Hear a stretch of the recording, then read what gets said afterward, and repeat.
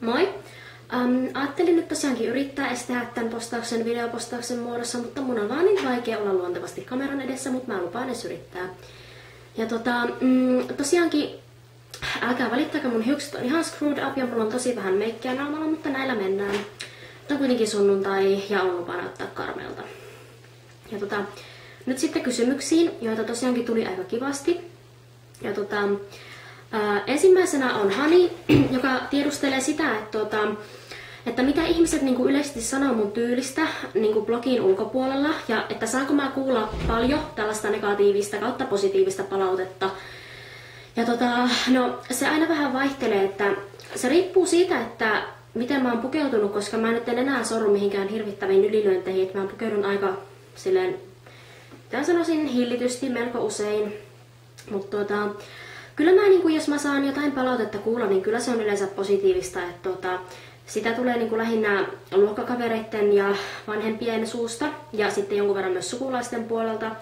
Ja on sellaisiakin aika mielenkiintoisia tapauksia sattunut, että kerran äidinkielen opettaja kehui mun vaatteita. Sanoi, että onpa sulla ihanat vaatteet, kun mä kävin tiedustelemassa jotakin esitelmän tekoajankohtaa. Ja sitten toisen kerran tämä meidän vahtimestari sanoi, että onpa sulla hienot kengät, kun mulla oli ne bessit-avokkaat jalassa.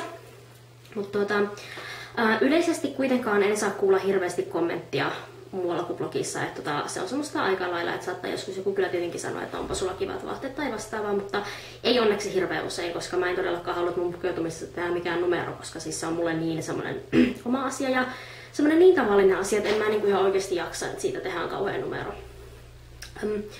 Sitten toinen kysymys Hanilta on, että mikä on sun lempiväri? No, jos mun on ihan pakko valita yksi, niin varmaan semmonen oikein tummapunainen, koska se on mun semmonen suosikkiväri, koska se on semmonen tumma ja sellainen hyvin, mä en keksi sille oikein kuvaavaa adjektiivia, mutta sanotaan nyt vaikka, että massiivinen väri, aika semmonen mun tyylinen.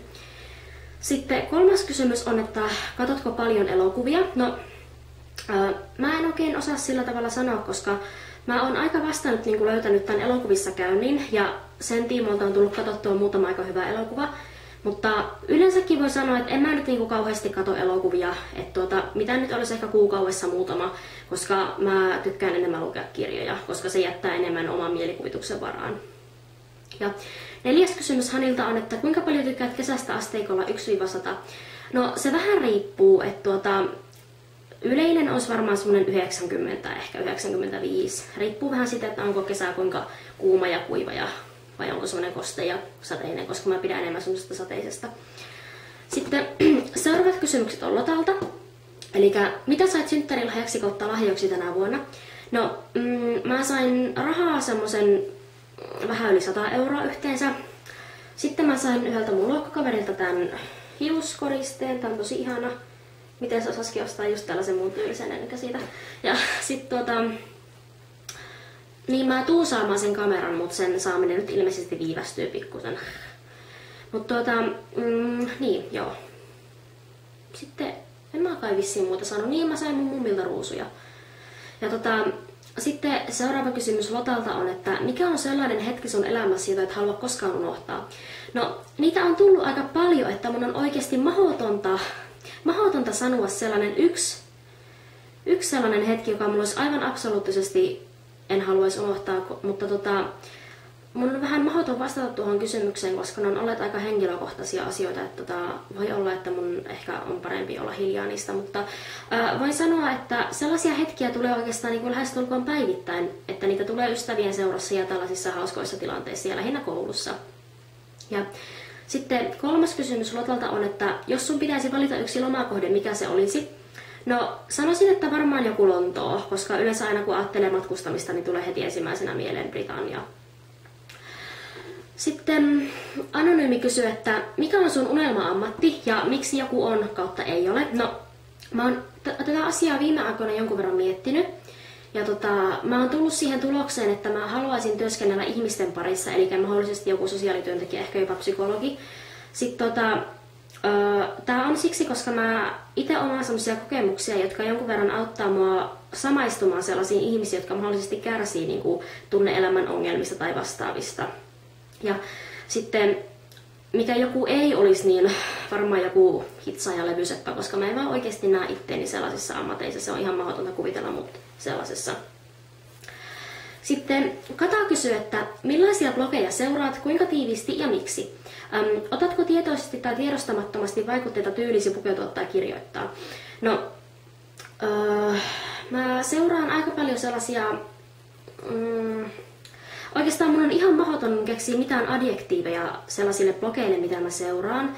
Mutta mä seuraan jonkun verran mun tuttujen ihmisten blogeja, sitten mä seuraan sellaisia, mitkä vaan niinku kiehtoo mua niinku aihepiiriltään tai tällä tavalla. Sellaisia blogeja löytyy varmaan sieltä mun palkista, sieltä sivusta.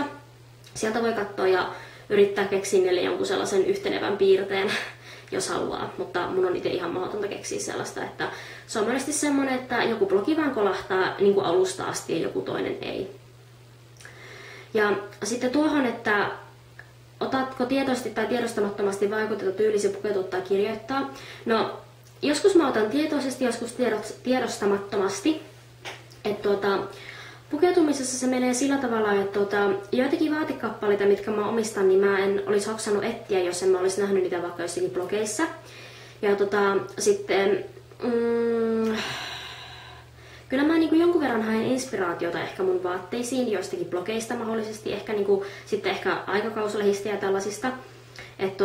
Mä tykkään inspiroitua ja vähän niin kuin sellaista vähän muuttuvaa tyyliä monesti tykkään. Mä tykkään niin kuin jonakin päivänä olla vähän, että pukeudun vähän tummimpiin ja joinakin päivinä sitten vähän värikkäämpiin vaatteisiin ja joinakin ehkä mahdollisesti jopa koko valkoisiin. Mutta se aina vähän vaihtelee ja riippuu siitä, että minkälaisella tuulella mä oon. Ja sitten kirjoittamisessa sama juttu, että saattaa niinku olla, että mä lainaan niinku mahdollisesti jostakin blogeista, kirjoista, tällaisista niinku ehkä joitakin vaikutteita, että saattaa olla, että niinku poliento, mahdollisesti lauserakenteet, ehkä niinku jonkinlaisia jotakin tällaisia metaforia tai vastaavia saatan ottaa mahdollisesti jostakin muualta, mutta mä en niinku ikinä kopioi sillä tavalla, että koska mä tiedän, että sellaisella on oikeasti aika lyhyet jäljet. Että se on niinku sitä tosi helppo löytää tämä lähdeteksti, että mä en sellaiseen ikinä sorru. Sitten seuraava kysymys Katalta on, että millaisen ihmisen mielipidettä arvostat? No, eniten mä arvostan sellaisen ihmisen mielipidettä, joka oikeasti näyttää siltä, että se seisoo sen mielipiteensä takana, eikä sano sitä vaan siksi, että se miellyttäisi jotain toista. Yleisesti voi sanoa, että sellaisen niin kuin aidon ihmisen, joka niin kuin ihan oikeasti haluaa ajaa sen oman mielipiteensä läpi, ei tietenkään sillä tavalla, että niin kuin kyynärpäillä sohisi muita, vaan niin kuin sillä tavalla ihan, että ihan oikeasti on valmis kompromisseihin, en osaa enää puhuakaan, kiitos, ja on niin kuin valmis sellaiseen mahdollisesti sovitteluratkaisuihin muunlaisiin, mutta kuitenkin niin kuin sellainen, että se ei niin kuin aivan hevillä luovu sitä kannastaan. Se ei tietenkään mikään älytön jääräpää, mutta sellainen, miten sanoisin, semmoinen kohtalaisen hillitty ihminen kuitenkin. Sitten, millaisia kysymyksiä odotat? Onko joku sellainen, johon haluaisit päästä vastaamaan, eikä sitä ole kysytty? No oikeastaan mä alitajuisesti jotenkin odotin, että multa tultaisiin kysymään nyt tästä asiasta, että mitä mulla nyt on tässä talven aikana tapahtunut, koska mähän nimittäin kerroin siinä yhdessä postauksessa siitä, että mulla on tapahtunut yksi aika järkyttävä asia, mutta onneksi kukaan ei kysynyt siitä, koska mä en olisi voinut todennäköisesti edes vastata siihen. Mutta mä toivon, että siitä ei jatkossa kysytäkään, mutta mä oon vähän sellainen draamakuningatar, että mä haluaisin, että multa kysyttäisiin sellaisia, mutta onneksi ei kysytä. Sitten seuraava kysymys vähän nivoutuu tuon edellisen kanssa yhteen tietyllä tavalla, että mikä ahdistaa kovasti, ehkä koulun lisäksi, jos on jotain. No, mitä nyt voisi sanoa, ehkä tulevaisuus jonkun verran ja tuleva kesä, koska mä en oikein yhtään tiedä, että mitä mä teen. Ja vähän jotenkin semmoinen tietynlainen pelko tulevaisuudesta, mutta ja sitten mä en haluaisi todellakaan niin joutua eroon näiden uusien ystävien kanssa, mitä mä oon tänä vuonna saanut, että se ahdistaa jonkun verran. Mutta jatkuu seuraavassa osassa, ettei tule liian isoja videoita.